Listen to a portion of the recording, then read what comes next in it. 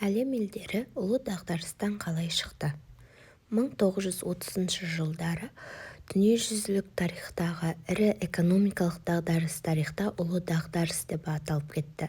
Дағдарыс барлық индустриалды дамыған және артта қалған елдерді қамтыды. Экономикалық дағдарыс өндірістің барлық салаларын қамтыды. Дағдарыс жоқшылыққа ұшырады.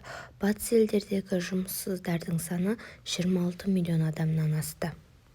Ұлы дағдарыстың салдары. Өндіріс 20 ғасырдың басында төмендеп кетті, яғни 30 жыл кейін шегерілді.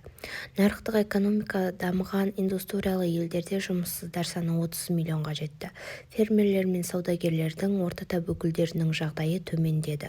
Олардың көбі кедейшіліктің шегіне жетті. Бала туу кенеттен төмендеп кетті. Ақш аумағында 25%-дан 90%-ға дейін балалар ашаршылықтан азап шекті. Коммунистік, оңшыл, экстремистік, фашистік партиялардың жақтаушылары көбейіп кетті. Мысалы, Германияда үкімет басына национал-социалистік неміс жұмысшылар партиясы келді. Дағдарыспен күресу жолында ақш-та жаңа бағыт саясаты орнады. Дағдарыстан күресу үшін 1933 жылы 32-ші президентке жаңадан келген Франклин Рузвельт жаңа бағыт саясатын ұсынды. Бұл саясат экономикалық реформа кейнсшілдік теорияның негізінде жүргізілді.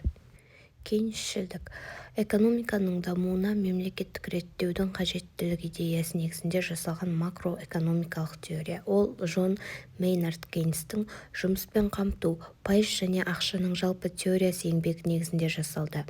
Джон Кейнстің жаңа идеясы бойынша мемлекет жоғары деңгейде жұмыспен қамтиды. Экономикалық өсімді тек мемлекеттің белсенді араласуы қамтамасыз ете алады. ақш-та 1933 жылы ауыл шаруашылығын реттеу заңы, ұлттық өнеркәсіпті қалпына келтіру заңы, 1935 жылы Конгресс Вагнер заңы, ақш әлеуметтік қамтамасыз ету заңы қабылданды. Дағдарысты жеңу барысында Америка халқын жұмыссыздықтан қорғады. 65 жасқа толған американдықтарға зейнетақы тағайындалды. Қоғамдық жұмыстарды дамыту әкімшілігі құрылды. Францияның дағдарыспен күресу жолдары. Социал-реформатизм капиталистік қоғамды реформалау жолымен демократиялық социализмге жетуге бағытталған саяси идеология.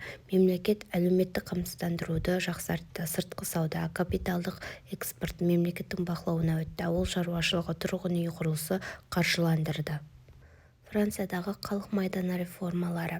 Аптасына 40 сағаттық жұмыс күні, фашистік ұйымдарға тыйым салынды, ақылы еңбек демалысы енгізілді, еңбек ұжымдық шарттары, жалақы мен зейнетақы көтерілді, жұмыссыздарға қоғамдық жұмыстар ұсынылды, халық жүйесіндегі реформалар жүргізілді. Салық жүйесімен қатар Франция банктері мемлекеттің бақылауына өтті. Германияның дағдарыспен күресу жолдары. 1929-1933 жылдар Германияда экономикалық дағдарыс қоғамдық саяси революциялар тудырды. 1933 жылы билікке келген Адольф Гитлер экономикалық дағдарыстың күрделі жолын таңдады. Ол фашизмге жол ашып, республикалық жүйені тоталитарлық диктатураға алмастырды.